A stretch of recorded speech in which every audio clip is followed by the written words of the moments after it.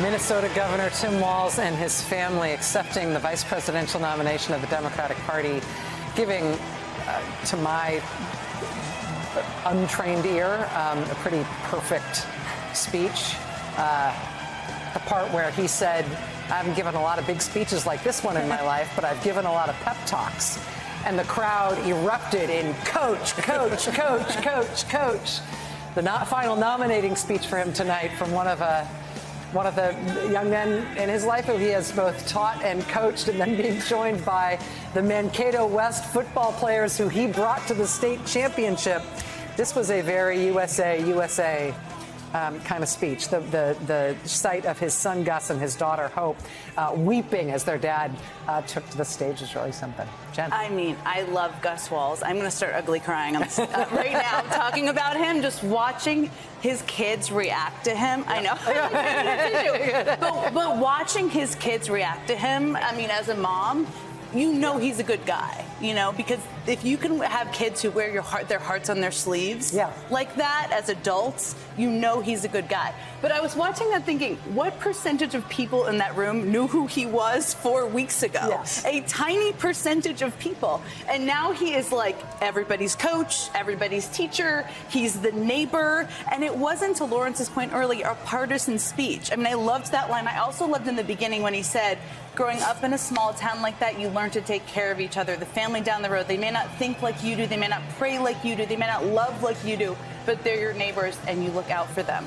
And that is a harken back to Obama in 2004. It is also an incredibly powerful, joyful message to the public after years of being downtrodden by the world of Trump. And explicitly saying, here's the part you clip and save and send to that undecided relative. Yes. And talking about being a veteran, talking about being a hunter, talking about being a gun owner. I was a better shot than most Republicans in Congress, and I have the trophies to prove it.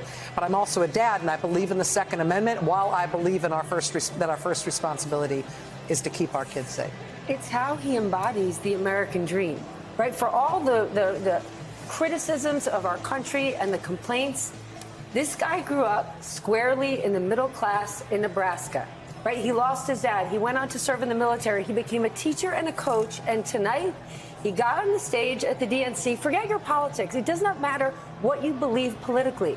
That boy from Nebraska got on stage, and he might be the next vice president of the United States. If that's not the best of the American dream, then nothing is. Jacob Soboroff is in the room, and I believe was able to make some connections with some of the Walz folks who we just all saw on stage a moment ago. That's right, Rachel. I'm here side stage. Let me just show you where I am. And we ended up just in this remarkable position. This is where Governor Walz just spoke. And right here in the backstage area, let me just swing around and show you where we are. This is where the family was all staging. And so just minutes before the entire Walz family walked out and sat in those seats right in the front of the stage here at the United Center, I had an opportunity to talk to some. These are faces that are so new and so fresh to American politics. Frankly, I don't even know what members of the family they were. But you saw two of the young women down in front wearing the white dresses. To me, my impression is just so remarkably normal after what we've been through over the course of the last 4 years. One of the young women in the Walz family said to me, they were watching MSNBC earlier today, and they saw us talking about Minnesota and the Minnesota delegation. One of them said to me, are we supposed to wave? I don't really know what we're supposed to do once we go up on stage. Are we supposed to hold our hands up like this? Or what do we do? We've all been talking about it amongst the family. And so that's just my reaction down here after spending some time with them as they waited to go out and see Governor Walz speak, is that they feel like they could be your neighbors, they could be your classmates, they could be folks that you work with in your office. Just remarkably normal. Speaking of a deeply normal and also hard to believe moment, was the football players from Mankato West walking out onto the stage. We had word that there might be additional players from the team, or in addition to this one young man who we're going to hear from, there might be. I had no idea it was going to be like that. The room in here, in terms of our little crowd at MSNBC Mothership, everybody got out of their seats and started stamping and clapping and oh my God, I can't believe this. What was that like in the room, Jacob? I cannot. I mean, I was probably 6 feet away from half of the football team on this side of the stage. The wattage of the smiles on their faces, it just screamed, I cannot believe I am standing on this stage right now in front of the entire American, not just forget about the people of the United Center, but in front of the United States of America as the state championship football team from this small town in Minnesota.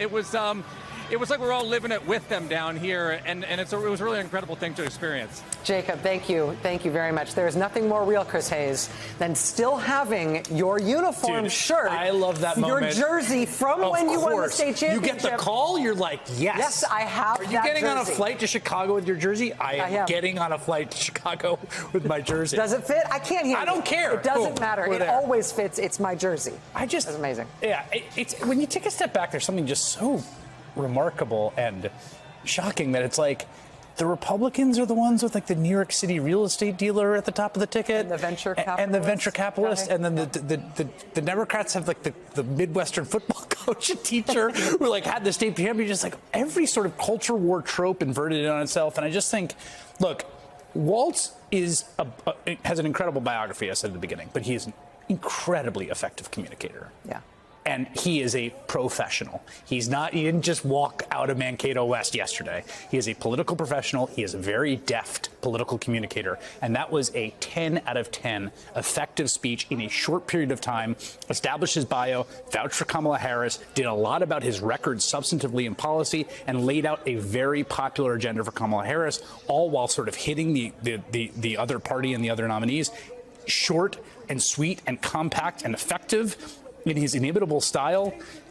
The guy is just a supremely effective communicator. Yeah, and not a breath wasted.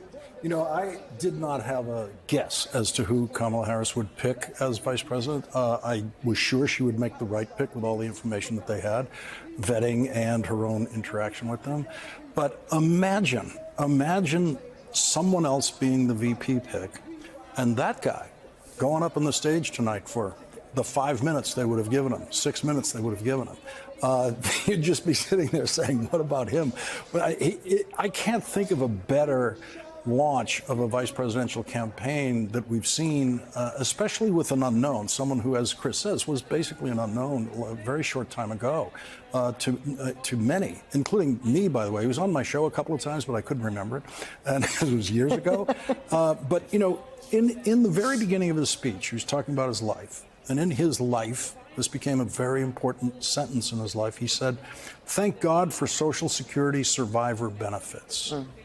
No one on the Republican ticket knows what Social Security survivor benefits are, and when they kick in, who gets them, and what they mean in a life that desperately needs Social Security survivor benefits.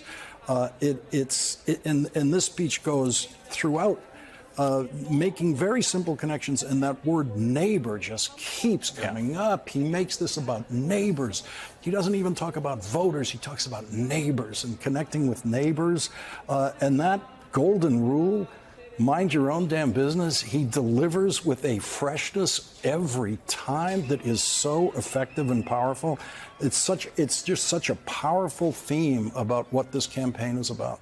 Let's go to Chicago, where our beloved colleagues, Alex and Joy, are watching alongside all of us and alongside all the thousands of delegates. Vibes check, ladies. Vibes check. Is this thing on? I think we just saw an episode of Ted Lasso, basically. If you watch that show, that's basically what this just was, right? I mean, I could see how he won football games. I could see being, the kids on that football team got a speech like that. No wonder they went from 0 wins to winning a championship. That man is really talented. And what's so cool about it, think about this. If you moved into a neighborhood and you moved onto a block where you had a really cool lady on one end of the street, Oprah, right? The really rich lady with the big house, but you also had the really cool musical family family, John Legend. And then you also had like the really sort of nerdy, guy with like a McKinsey job and a cool husband and kid, Buttigieg. And then you've got the football coach and your favorite social studies teacher, the guy who coaches the football team, but who also gives you advice at Home Depot for like a half an hour when you're like, Roto-Rooter or whatever, and your house is broken. This is a neighborhood that anyone would want to live in. And that is what I have felt in this space, especially today. The Democrats have constructed the neighborhood that anybody would want to buy a house in and move their family to. Tim Walz capped it this time. Brilliant. Well done. The reality is that this man is the governor of Minnesota, right? And the signs, I'm sure all of you in New York have seen, say Coach Walz. They don't say Governor Walz, they don't say Congressman Walz, they say Coach Walz. And that is a very deliberate choice, right? I think what we have seen, if there is a theme that has run through some of the most prominent speakers at this convention, from Barack Obama to Bill Clinton to Tim Walz tonight, it is the theme of outreach and empathy and national reconciliation. Obama yesterday was saying, don't demean your neighbors. If a parent or a grandparent occasionally says something that makes us cringe, we don't automatically assume they're bad people. Clinton tonight says, talk to your neighbors. Meet people where they are. Don't demean them. The football thing, the coach thing, that is a form of conservative outreach. The reliance on the football metaphor is a way of opening up the Democratic tent to skeptics, to people who feel culturally like they've been divorced from the Democratic Party for a long time, and say, come on in. The water's fine. You will see yourself reflected in this party.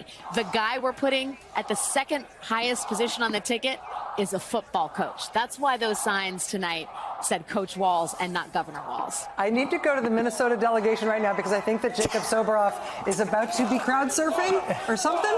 You okay? You okay? Rachel, I can't hear a damn thing, but I'll save one of these for you. Thank you. They're handing out Tim Walz heads. Guys, how are you feeling right now? Fabulous! How you doing? How you feeling? Excited about our new leadership. Excited about what democracy for America. Excited about it. Like I said, I cannot hear a damn thing that anybody's saying, but everybody is very, very excited in the Minnesota delegation. Speaking of excitement, there's one little squib of tape that I want to play, which is the moment we discussed it earlier, where Gus Walz, the son of Tim Walz, with tears in his eyes said, "That's my dad." Do we have that? All right.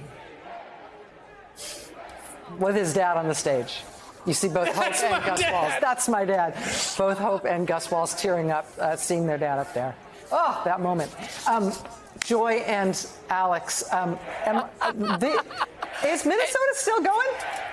Can I just say, in the words of the great Teddy Riley, it ain't over. The party's not over. They ain't going on. Minnesota's still at it. Just FYI, guys. That hotel lobby's going to be lit. Ain't no party like a Minnesota delegation party. Can I say something about the Gus Walz thing? There has been a lot of talk about masculinity and MAGAism trying to own masculinity in the most regressive, sort of misogynist way possible. J.D. Vance lecturing everybody on, what a family means, what it means to be a man. Donald Trump obviously has his own version of manhood. To see Tim Walz out there as a man who is just joyfully embracing his role as the potential vice president to the nation's first female president is an extraordinary thing. But also to see his son weeping for his father in a deeply tender and emotional way. And then the last thing I'll say, because I think this hasn't been talked about enough, to see Democrats champion men as voices on reproductive choice. Yeah. As you saw yesterday, I believe, from Amanda Zarowski's husband, tonight from Tim Walz, talking about struggles with infertility. It takes two partners to get pregnant. And for way too long, this conversation has been relegated to women or the carriers of pregnancies. And it is, I think, way overdue to have men express not only their stake in all this, but also their anguish. And to have a football coach talk about the anguish of infertility, I think opens up a whole new conversation about the stakes at hand for 2024. And by the way, and I love that you're saying that, because this is about modern masculinity. Yes. Yeah. And in the Democratic Party, the coach that is saying that it's important for him as the football coach to be the faculty, partner for the LGBTQ Gay club, Straight Alliance. The Gay Straight Alliance. And he's like, that's something important for me to do, because if a coach is doing it, it's going to have just a little more salience, right? And it's going to help kids not get bullied.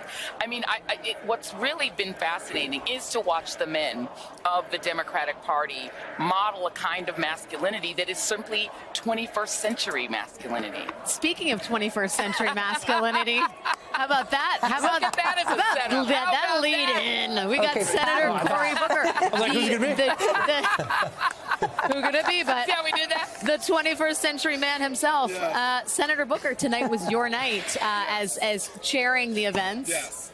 We're talking about this kind of redefinition of masculinity in the wake of a Republican National Convention that offered a very reductive vision to the country. What'd you make of Coach Walz tonight? There's a deep decency and kindness about him. And I said this to somebody. It actually is the perfect handoff, because the Joe Biden I got to know during the 2020 presidential campaigns, I always say, when somebody's nice to you but not nice to the waiter, they're not a nice person. Real talk. And that is Joe Biden, but I'm telling you, that is Governor Walz too. They're nice to the waiters. Yeah. They are nice to the waiters. They have this love in them that you could feel before you hear. I wish America could have seen when he came backstage and was just embraced by all the football guys hanging out there. It was this love huddle. Like as a former football player, it was a love huddle back there. The genuineness of their connection, of their affection. A bunch of guys huddled up in a love huddle. And I'm telling you, that's what we need in America. We have got to turn the page on the meanness, the viciousness, the put-downs, to have a president that will go after you if you're even in his own party. The way he talked about, my friend Chris Christie's weight, the way he talked about Nikki Haley's heritage, John McCain's military service, DeSantis' height. I mean, come on. Do you expect that from the President of the United States of America? No. Donald Trump is indiscriminate in his viciousness. We need kindness again. We need joy again. We need pragmatic policy making again. And by the way, one of the lines, and I think probably the log line for the speech that Tim Walz gave tonight is, we've got something better to offer the American people. It's just such a simple idea. I mean, he kind of reinforced what Bill Clinton did in his speech, in which he did lay out that, and I did fact check it, I quickly fact checked it, that in fact, 97.4% of the jobs created since 1989 were created between Clinton, Obama, and Biden. Donald Trump had negative job creation, and Bush and the two Bushes only got like 3%. So, I mean, they're making a case that's like backed by data, but they're also making a case that's backed by vibes. I mean, people in this, everyone felt included, for whether they were a Republican, an independent. Oprah Winfrey got up and said, hey guys, I'm an independent, and I'm down with this. Yes. And she also has no children as one of these. She said we're going to help the childless cat ladies get out of the house, We'll rescue the cat. Shout out to cats. Shout out to the El Gatos. I think that those folks, by the way, are perfect. They're See what you did there? They're catastic. Pick it up what you're putting down there. Pick it up what you're putting down there. But look, I am telling you right now, America has a clear choice, and I'm really hoping that they choose love, kindness, decency. And again, the best book I ever have that I won't write is all the mistakes I made in my first year as mayor of the city of Newark. And I've made hiring mistakes. I finally learned how to hire. The three things I go. It's not your skill first. The first thing I look to hire is your moral compass, your values. Do we have shared values? Then I look at your synergy for my team. Are you going to bring that kind of spirit? Then I get to things like your ideas, your training, and all of that. Here are two people that bring a synergy and an energy and bring a value system. I do not have to worry about turning on the TV and seeing Harris or Walz just demeaning, degrading, being vicious. I still remember that trauma of waking up and seeing, what did Donald Trump tweet today? Yeah. What did he say about countries overseas, calling them S-hole countries? What did he do about people that were kind on both sides of the aisle? What did he tell people to do about their health issues to inject bleach? Every day it was something different. But with this, I tell you, when I saw Michelle and Barack, look, I miss Obama. I miss her husband. I really miss Obama. She got a million of them tonight. She should have been the last speech of the night. I love you, Barack. She should have been the last speech of the night. Closer. Yes, but when it just reminded you of those days where we did not have to every single day have this sort of like outrageousness. And the exhaustion from the outrage. Yes. Yeah. And I mean, people are over it. I mean, he said, I don't know about you all, but I'm ready to turn the page. I mean, Hakeem Jeffries in his Jay-Z adjacent style, laying out, we broke up with you, it's over. And I do think that people forgot that the politics of nice was actually viable, even though you are the politics. I mean, you're shoveling people's like the driveways, but it works. And it works. But people like maybe that works in New Jersey, but not in the country. Like, has maybe people just run out of patience. Well, let me tell you something. The other thing. The thing I remember during the Trump years is having high-level military leaders. Remember, Trump's Secretary of Defense isn't out there endorsing it. It's the military people, they know that leaders, real leaders, you hear things like leaders eat last. They put everybody else first. Leaders, the last person out of danger. There is a honor and a sacrifice from leaders that you expect, not people that's all about me, only I can see. The best leaders I know in the military build great teams and support them. And so there is a lesson in leadership. It's not just about kindness. It's actually about what it takes to create a great organization. We are one nation with one destiny. We need to improve our organization, or as John Lewis would say, the beloved community.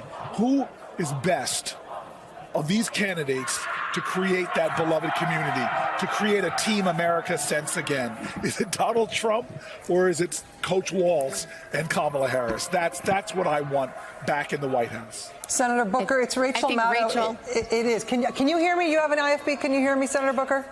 I hear you loud and clear. Very loud good. And clear. I hear you. I have a football question for you. We go all the way back to your football days, and I just, as a football player and as somebody who I think is actually very subtle and skilled about talking about not just gender but masculinity and about heteronormativity and all these other things that a lot of other politicians don't want to go anywhere near. You've been brave about it and strong about it. As somebody who's lived your life in that part of the way and who knows what that means to people when they find out you're a varsity football player at Stanford, it means something to a lot of people who otherwise only know you as a politician. What do you think it meant to the country tonight to see those football players in their jerseys, his team, come out on stage to support Coach Walz? Well, all of us that play ball, we've all had amazing coaches that we would literally run through walls for. And we've had bad coaches. And that's why I said earlier, what I saw when he came backstage, no cameras, the realness of the connection he had to his players, the love that they had for him reminded me of my great coaches. And let me tell you something about football that we often, and it's inadequate and probably in many ways way too far, but we often compare sports, bleeding together, sweating together, fighting together. We often make military allusions, but there's one consistent that is true. When you go through 3-a-days with guys, when you get driven to the point of sheer exhaustion, literally watching guys throw up after wind sprints and then having to get back to the line and go again, it strips a lot of you away, and you get to see what guys are really about. And it creates an intimacy on that field and a love and bonds that can't be faked.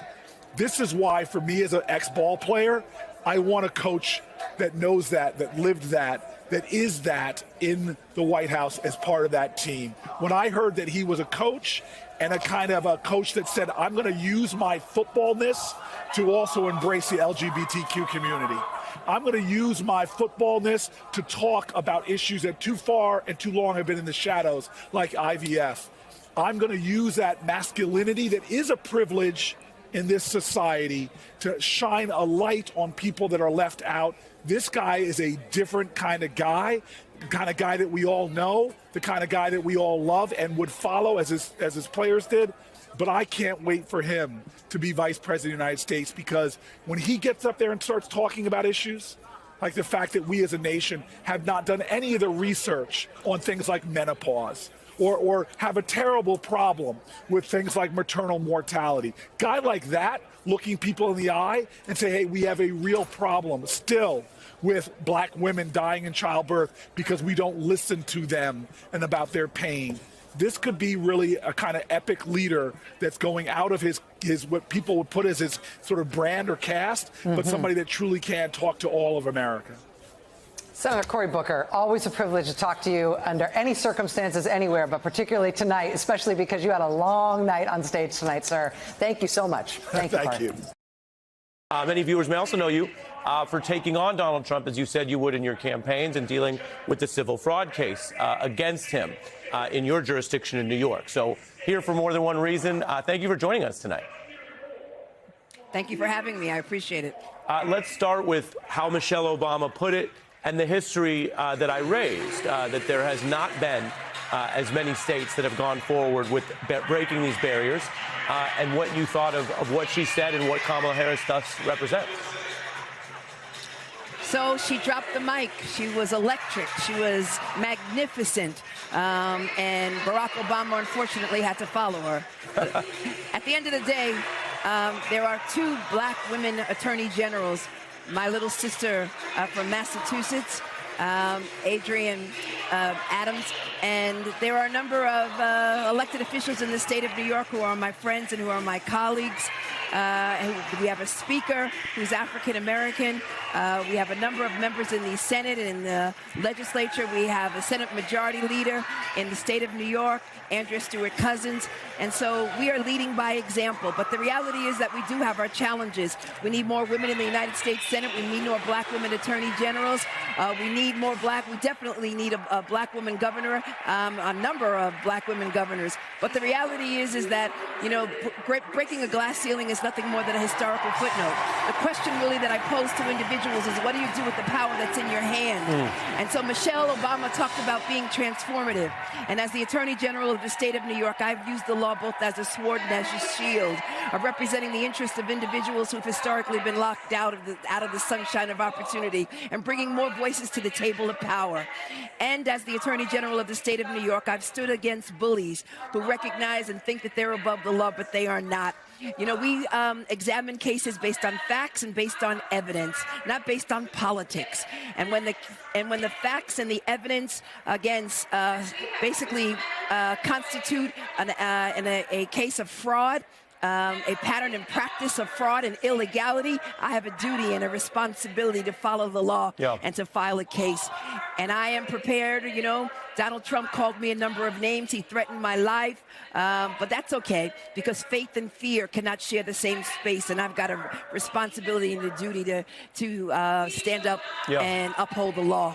Well, that's the other thing you have in common with Kamala Harris, your experience facing down Donald Trump as a civil defendant, and as you were careful to reiterate, not in your mind politically.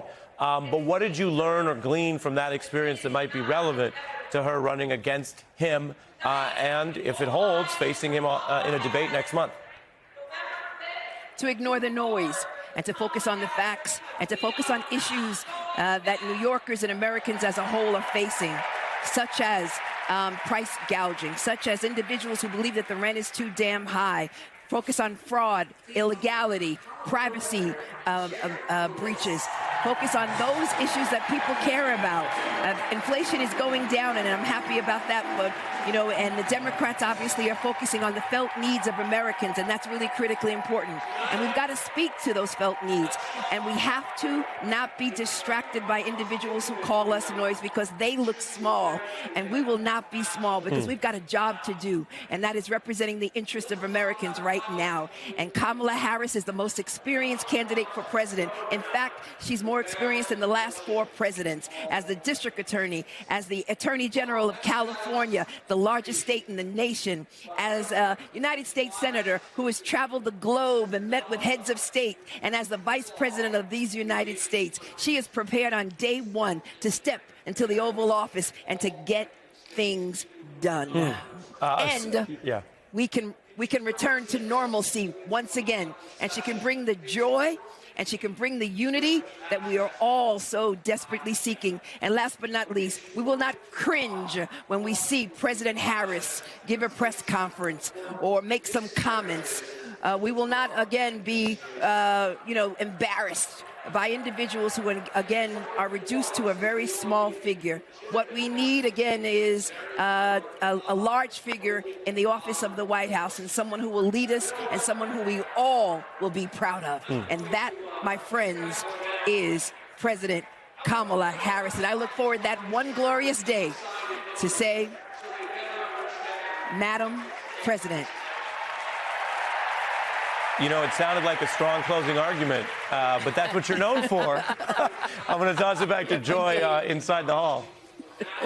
Yes, indeed. You know, and I want to allow you just for a moment. There are, as you've mentioned, there have only been a small number of attorneys general who are black women. You are in a rarefied group of 3 that we know of, right? And Kamala Harris being one of the 3. Can you talk about some of the personal characteristics that you know about her, taking aside the politics? What it takes to be an AG, to hold that position, and specifically as a black woman, and anything that you can give us insights into her that you think would make her a strong president? So, as the Attorney General of the great state of New York, I had the honor and privilege of working with Attorney General Becerra, who was the Attorney General of California. And I worked with all of the Attorney Generals all across this nation. We have brought lawsuits against opioid to address the opioid crisis. We have brought lawsuits against social media because we are concerned about the addictive algorithms that are addicting our children. We are concerned about the environment and making sure that children and individuals of color are not victims of environmental injustice, that they can drink clean air, that they can have clean air and drink clean water, that we've removed lead paint from pipes, particularly in communities of color. All you need to do is look to the issues. And there are just so many issues and so many individuals who are struggling right now, who need attorneys, who are not afraid to walk into the courtroom and say, I am the Attorney General of their respective state, and we are here to address an injustice. And these are the facts, and this is the law, and we want a remedy and/or damages. And we want it because, obviously, these individuals are entitled to it. And for far too long, they've been ignored, and they will be ignored no more. I have to throw in the Jamaican American Coalition is a little bit excited. I know you're a member. Yes. I got a lot of family members that are members as well. Very quickly, how excited are the Jamaican Americans about Kamala Harris? I know. This is just really an exciting moment. Yeah. Back in my beloved Brooklyn, people are just jumping up and down with joy and happiness. But most importantly, we're bringing this nation together as one, and we're returning to normalcy. That's what we want. Ari, what are you looking for tonight? It is exciting. It's downright infectious.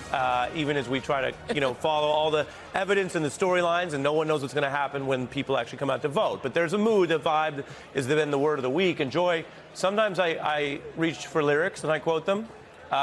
Tonight I'm going to quote Joy Reid because it was just 24 hours ago, give or take, and you were saying something before the musical roll call about culture. And culture is a word that could mean different things to different people in different places, but you were observing that the current cultural energy seemed to be with the Democrats as compared to the Hulk Hogan RNC. And no disrespect to wrestling, which has a storied history. But you said that before the roll call, Joy, and then we saw what continued to unfold, and I think many people are excited about Stevie Wonder tonight. And so culture can mean that which defines the stories we tell in reality and aspiration. It can be the fun, the music, the party, the block party, the dancing, but also it can be the society that we want to be in, which for a lot of people comes in a cultural discourse before a political discourse. And so that's on my mind, thinking about Stevie Wonder and the culture, if I may, of Tim Walz, who has, everyone agrees, there are progressive values in his record as governor. I don't think that's a debatable proposition. And yet, what is it about that seems to scare the right and Kamala Harris's opponents? It appears to be that you can be as progressive as he was as a governor and also have a common sense approach to owning guns while wanting them to be safe. And also put on some camo sometimes, and also respect military service, and also coach football. All these things together is as cultural as it is policy-oriented, Joy. So I'm very interested tonight to see what he does on the main stage with all those themes. which again are not as familiar to this huge audience. Night 2 was as big as night 1, slightly outrating the RNC for those keeping track. And so that means by definition, Joy, a lot more viewers are going to tune in, I should say, for Walz tonight. What are you seeing on the floor, and what are you thinking about in all the above? Yeah, absolutely. And just to build on what you're saying, I mean, the reason that we talk culture so much when we talk about politics, right, is number one, these political parties have become identities for so many people. And if you think about the identity of the Democratic Party versus the Republican Party is really about looking back to a time when they thought America was better. They thought America was better in an earlier era, the 1950s. And in some cases, it looks like the 1980s because that's when Donald Trump was the happiest. And so he's trying to reset the culture of the country to his best era, the 80s. And so that's why you see him with a lot of 80s celebrities, right? That's why if he's with a rapper, it's somebody who's like more popular in the 90s, you know, Kanye West, like somebody who's not as current in terms of his ethos. Whereas the Democratic Party really wraps around the culture of modernity. And the arts are known for being very progressive and very modern. And so it isn't surprising that it's Democrats who attract Beyonce to let their music be used. That it's Democrats who would have Lil Jon, because hip hop is so much a part of modern culture that the right really kind of rejects. And Tim Walz fits into that in that he is a modern version of manhood, because he's got the most macho man job of all. He's a football coach. He's a high school teacher, but he's also so modern that he understands that girls need to have sanitary napkins and stuff in the bathroom. That is so threatening to the right because it means a kind of masculinity that's not toxic. And they're like, no, if we don't have toxic masculinity, men are not men. If men are not producing multiple babies, men are not men.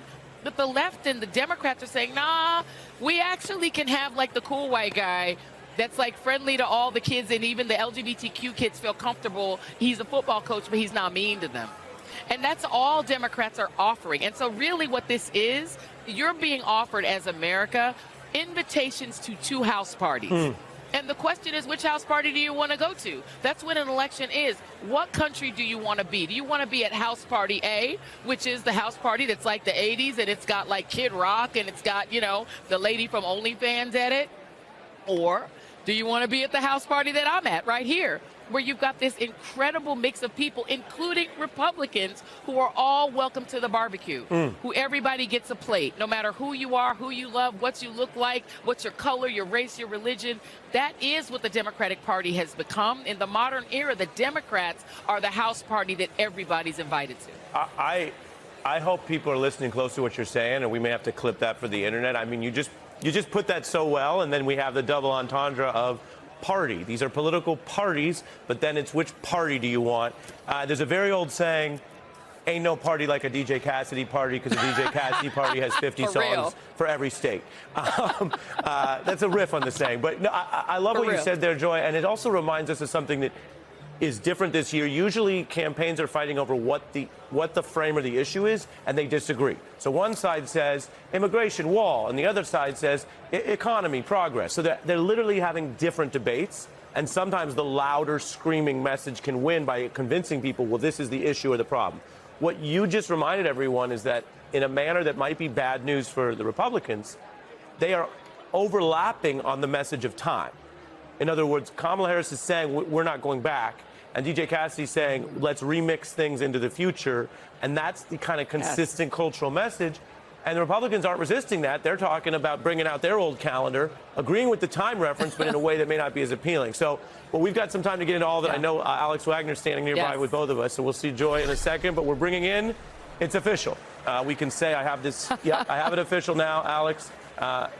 Vibes correspondent, Alex Wagner, also hosts secondary title, Alex Wagner tonight. I assume there's a chyron somewhere. I can't see it because I'm limited communications capacity, but Chief Vibes correspondent, I'll demand it in my next rider.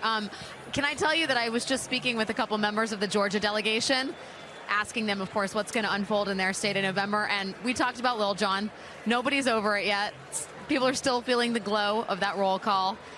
The only people maybe a little bit bummed out are a couple members of the New York delegation who thought that Cassidy should have played maybe Nas instead of Jay-Z as the official New York musical artist. That's for you, Ari. can I say, well, in Alex, addition I'll only to briefly, just... Yeah. Alex, I'll only briefly say that Empire State of Mind is always inspired, but Nas has New York State of Mind, and the two once battled and are now together. They've performed together as New Yorkers. So I could see either side of that. Listen, there's still more music to be played, Ari. Who can know what awaits us in the coming 48 hours? Fair.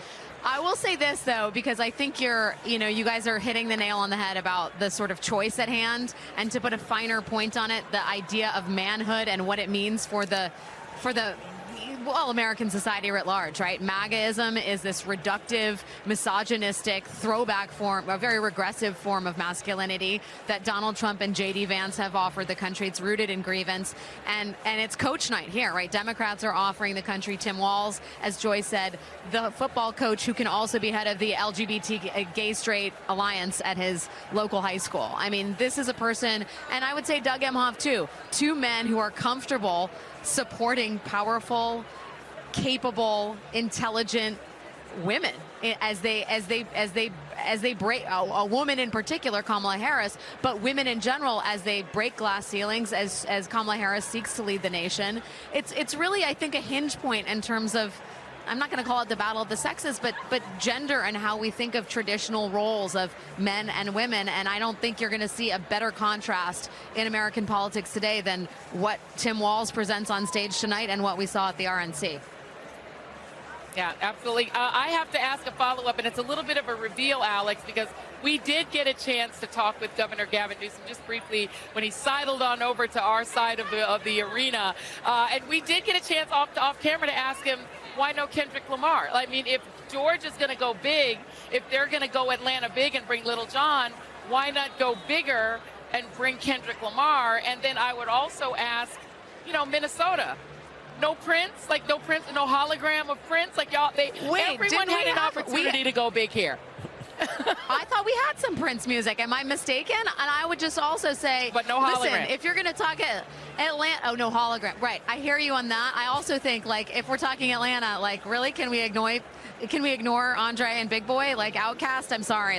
There are so many amazing artists from the state of Georgia. It's almost like they should be able to do it 2 or 3 times the roll call. Just a note to future convention programmers. There's a lot of love to be spread from the state of Georgia.